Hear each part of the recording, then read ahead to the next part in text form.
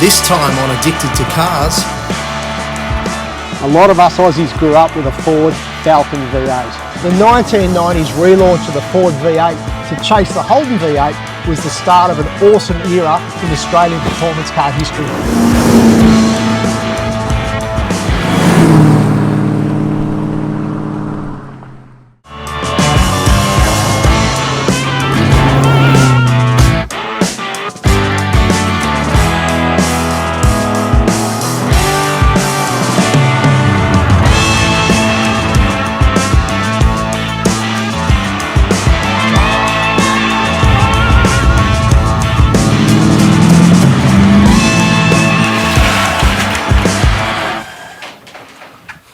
Magnificent. For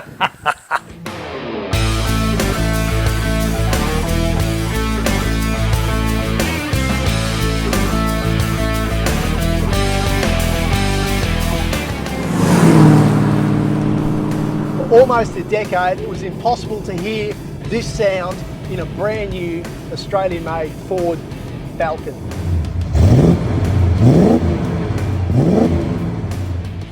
It's the sound of the optional new engine in this, the 1991 EB Series Ford Falcon.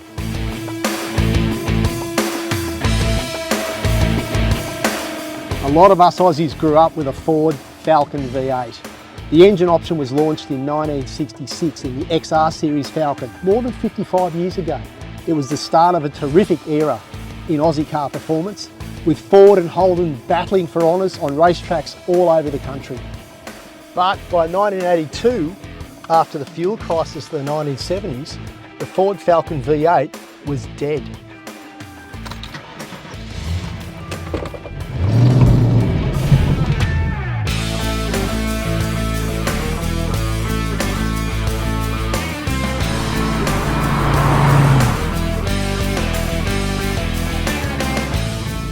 Ending the Ford V8 in the early 80s seemed like a good idea at the time. There was a move around the world to smaller, more fuel-efficient cars.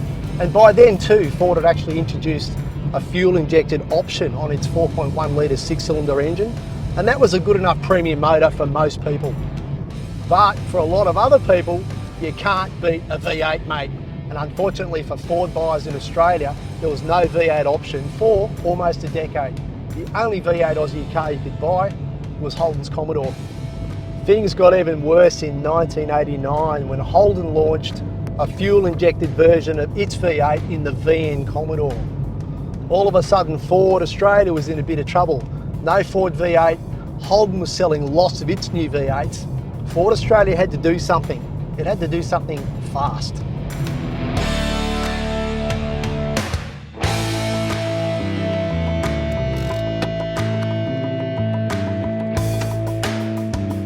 Ford Australia found a suitable V8 for the Aussie Falcon by looking to the American market Ford Mustang. By turning the intake manifold around on the Mustang V8, they made it fit under the bonnet of the Aussie Falcon. Problem solved.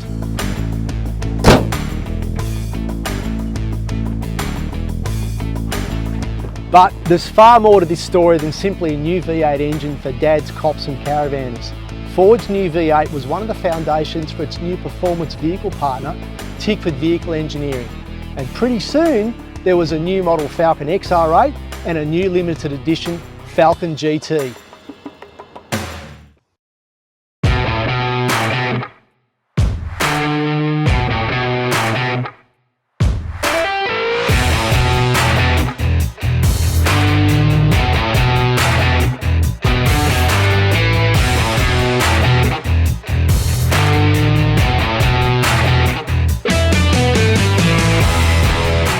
The engine, quite interestingly, had 165 kilowatts, about 220 horsepower, which was exactly the same power claim as Holden's V8. Never before in history have these two cars, Commodore and Falcon, been more evenly matched in performance, size and price.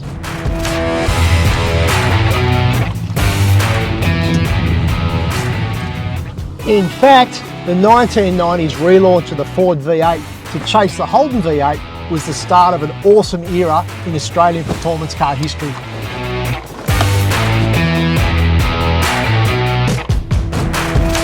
It was the beginning of an unbroken 25-year battle between Ford and Holden, between Falcon and Commodore, between SS and XR8, and between Tickford and HSV.